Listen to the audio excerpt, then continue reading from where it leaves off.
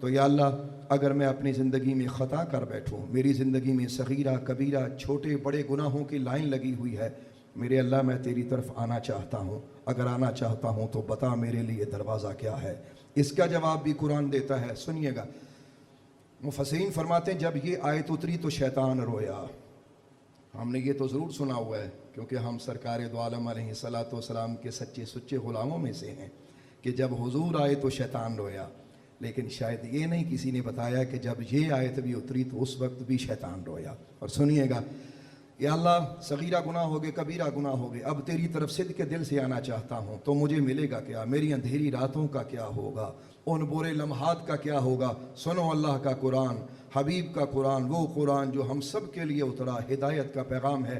اللہ پاک نے ارشاد فرمایا والذین اذا فعلوا فاحشة او ظلموا انفسهم ذکروا اللہ فاستغفروا لذنوبهم ومن يغفر الذنوب الا اللہ ولم يصروا على ما فعلوا وهم يعلمون۔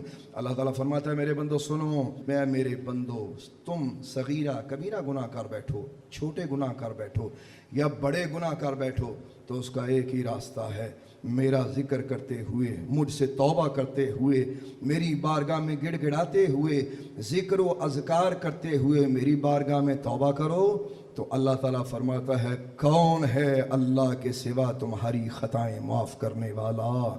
کون ہے وہ جو ایک لمحے میں اندھیری رات کو چمکتے دن میں تبدیل کر دے؟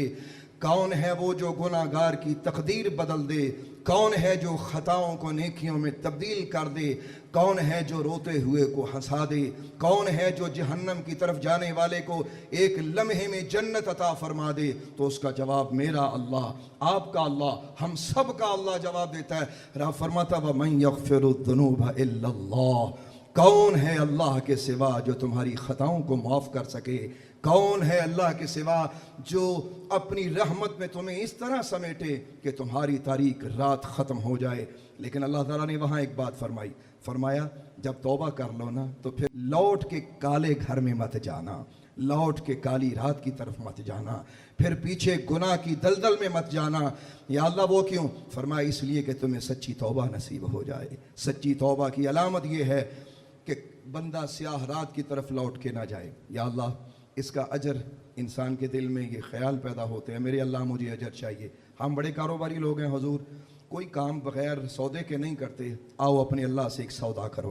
یا اللہ تیرے بندے بغیر سودے کے چلتے نہیں ہیں میرے اللہ، تو پھر بھی قبول فرماتا ہے۔ سنو اللہ پاک نے آگے کیا فرمایا؟ اللہ تعالیٰ فرماتا ہے جب صدق کے دل سے تو توبہ کر کے میرے پاس آ جائے گا اب کیا ہوگا؟ اللہ تعالیٰ فرماتا ہے اولئک جزاؤہم مغفرۃ من ربہم وجنات تجری من تحتها الانہار خالدین فیہا ونعم اجر العاملین۔ اللہ تعالیٰ فرماتا ہے سنو میرے بندو، ان لوگوں کی جزا یہ ہے، یعنی وہ لوگ جو صدق کے دل سے توبہ کرتے ہیں، جو صغیرہ کبیرہ گناہوں کو چھوڑ کر، سیاہ رات کو چھوڑ کر چمکتے ہوئے دن کی طرف آنا چاہتے ہیں، کالی راتوں سے نکل کر چمکتے ہوئے خوبصورت دنوں کی طرف لوٹنا چاہتے ہیں، ٹھیکریاں چھڑ کے موتی لینا چاہتے نے۔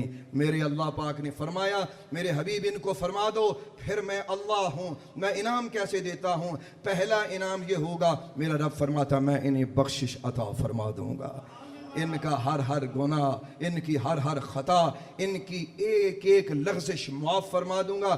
یا اللہ یہ تو گناہ معاف ہوئے، جنت کا کیا بنے گا؟ میرے اللہ نے فرمایا اور میرے بندے میں رب ہوں نا، بنائی جنت تیرے لیے ہے، جا جنت میں بھی دے دوں گا جگہ، یہ کوئی بڑی بات نہیں ہے۔ آگے جو آخری لفظ ہیں اس پہ جس پہ لوگ غور نہیں کرتے، صرف ایک لمحے کی بات کر کے آگے جاؤں گا۔ اللہ فرماتا ہے وَنِعْمَ أَجْرُ الْعَامِلِينَ، اللہ فرماتا ہے عمل کرنے والوں کا کیا ہی خوبصورت اجر ہے۔ آپ نے آج کل لوگوں کو دیکھا ہوگا، لوگ اپنی ایڈورٹائز کرتے ہیں، اپنا تعارف کرواتے ہیں، جی یہ عامل ہے، یہ فلاں عمل کرتا ہے، یہ سیاہ علم سے نکال کے سفیدی کی طرف لاتا ہے۔ صدقے جاؤں میرا اللہ فرماتا ہے میرے بندے تو گناہ چھوڑ دے، میں رب ہو کے کہتا ہوں تو عامل بن جائے گا۔ اللہ اکبر۔